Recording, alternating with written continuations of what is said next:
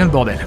Mais d'ailleurs, en parlant de voyageurs du temps, si la météorite est de retour, ça veut dire que le visiteur aussi, le responsable de tous ces événements, celui qui a lancé la fusée dans la saison 4, menant à l'ouverture de la première faille, l'arrivée du cube et tout ce qui s'en est suivi. Et il est de retour. Enfin, pas tout à fait. Au sein de la météorite figée, une capsule est bel et bien ouverte, mais ce n'est pas celle du visiteur. Enfin, plutôt pas celle de notre visiteur, mais du visiteur d'une réalité parallèle appelée le scientifique. Le skin du scientifique est le dernier skin secret des défis de la saison. Sa description le décrit comme étant l'un des 7. Tout comme le skin du visiteur, dont la description a été changée. De là à penser que les 7 sont tous des versions alternatives du visiteur, il n'y a qu'un pas. Mais qui qu'il soit, quel est le but des 7 ? Le scientifique installe sa base d'opération dans l'un des entrepôts de Dusty et se met à construire des émetteurs de failles dans plusieurs localisations de la map. Chaque lieu accueillant un émetteur voit apparaître au-dessus de lui une faille qui modifie fréquemment la zone. Neo Tilted devient ainsi Tilted Town, une bourgade du Far West, puis Gotham City. Oui, la ville de Batman. Greasy Grove réapparaît alors qu'elle était gelée sous la glace depuis la saison 7. Retail Row remplace Mega Mall et subit les assauts de la Horde du Cube. Tout est sans dessus-dessous. Mais aussi étonnant que cela puisse paraître, le temps est compté. Car au fil des semaines, le point zéro semble se fissurer de plus en plus et la météorite se rapproche tout doucement de son point d'impact. Le scientifique achève donc son œuvre en construisant ses 7 émetteurs, ouvrant autant de failles spatio-temporelles dans le ciel. Commencez à voir le chiffre 7 se répéter, non ? En tout cas, le scientifique passe maintenant à la partie finale de son dessin, la construction d'une nouvelle fusée. 7 émetteurs, 7 versions, 7 failles. Et c'est bien sûr, tout s'éclaire enfin ! Non, je déconne, j'ai toujours rien compris. Mais dans la base du scientifique à Dusty Depot, des enregistrements vont apporter des réponses. When I hear this again, will it help me remember? Or once looped, will I be just as muted as the others? Ou bien encore plus de questions. What the 7 of us are attempting is very risky. I suspect they are not the only ones watching, but it must be done or we lose the bridge forever. Les 7 bossent ensemble avec un objectif commun, et ils doivent faire vite avant de perdre le pont, probablement la connexion entre 7 à travers les failles. Mais de qui parle-t-il quand il dit que quelqu'un d'autre les observe ? Mystère. The Galactic Theorem was a success. You arrived outside the loop at the exact moment of expansion. This effectively paused the singularity, giving us time to create the devices needed to synchronize the junction. Les 7 avaient donc prévu que le point zéro se produirait. Ils ont planifié l'arrivée du scientifique au moment exact de l'expansion, de l'explosion du Nexus, créant ainsi un paradoxe qui a mis sur pause le cataclysme et leur laissait le temps de mettre leur plan à exécution pour l'empêcher. Un plan appelé la jonction, mettant en scène la fameuse fusée. What I didn't factor was that the only way to trigger the device was from within the loop itself. Thus this hasty and primitive recording. And why now I find myself looped. Activate the beacon at precisely the moment this timer reaches nothing. The 0 point must be contained once more. If they are correct, it will be the end. Voilà donc les derniers éléments laissés par le scientifique pour nous aider à comprendre son but et celui des 7.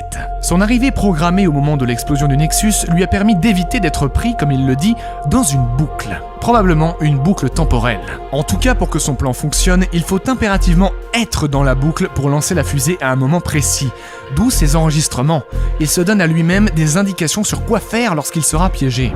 Ainsi, une fois sa fusée construite, le scientifique lance sa compte à rebours, retourne volontairement dans la boucle, perdant sa mémoire, retrouve ses enregistrements et le moment venu procède au lancement de la fusée. Et c'est littéralement le début de la fin.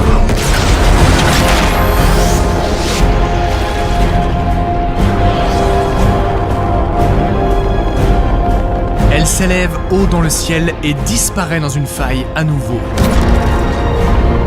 Mais cette fois, elle n'est pas seule. Contrairement aux visiteurs de la saison 4, cette fois les 7 savent ce qu'ils font. Ils utilisent l'énergie des fusées pour créer des failles, ce que les visiteurs a fait accidentellement à l'époque. Les 6 autres membres des 7 ont eux aussi activé leurs fusées dans leurs univers parallèles. Ainsi, les 6 autres fusées rejoignent la nôtre dans notre univers grâce aux failles préalablement ouvertes. Dans une valse aussi grandiose que terrifiante, les 7 fusées se mettent à danser en boucle autour du météore, toujours figé. Au bout d'un moment, l'énergie accumulée par les 7 est assez puissante pour ouvrir une gigantesque faille qui engloutit le rocher. Enfin, notre fusée apparaît au-dessus du point zéro et le frappe de plein fouet, créant une vague d'énergie qui envoie valser tous les habitants de l'île dans les airs. Et pour terminer, la gigantesque faille rompt les cieux, laissant retomber le météore guidé par les 6 autres fusées sur le point zéro.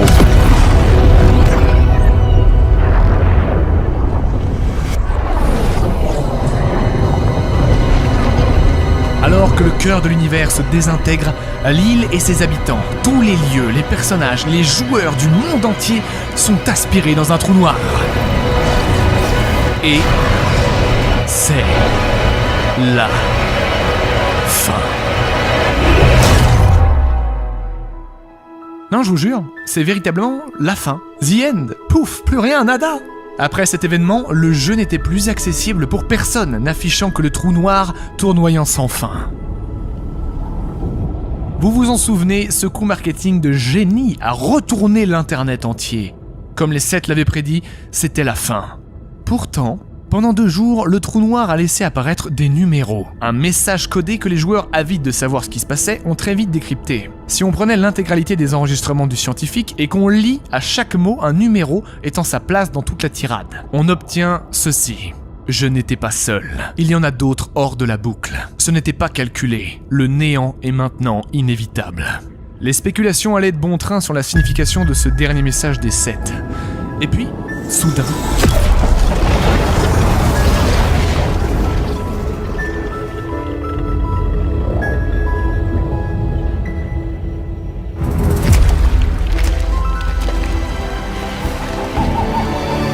Une nouvelle île est découverte, avec de nouveaux personnages, de nouveaux thèmes, de nouvelles aventures. Car ce n'était que la fin du chapitre 1.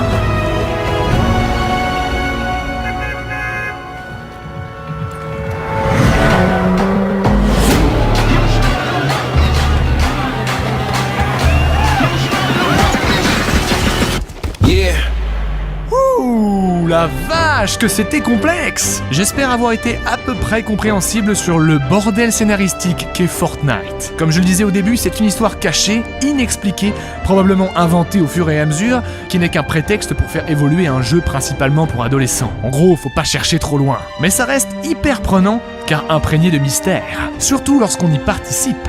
Alors allez jouer au chapitre 2 qui nous ouvre les portes d'un nouvel univers. Est-ce que ce nouveau chapitre fera le lien entre Battle Royale et Sauver le Monde? Que signifiait le dernier message du scientifique? Est-ce que la boucle du Battle Royale n'est qu'une simulation de Wintertech pour préparer des gens à affronter la tempête? Oui, c'est une théorie ça aussi, et populaire en plus. Mais surtout, est-ce que tout ça a le moindre sens? À vous de le découvrir. Ou bien attendez que je vous le raconte à travers une nouvelle vidéo, c'est à vous de voir. Si c'est le cas, n'oubliez pas de vous abonner pour plus d'histoires épiques, de contenu vidéoludique et d'aventures rocambolesques. Car vous ne voudriez manquer ça pour rien au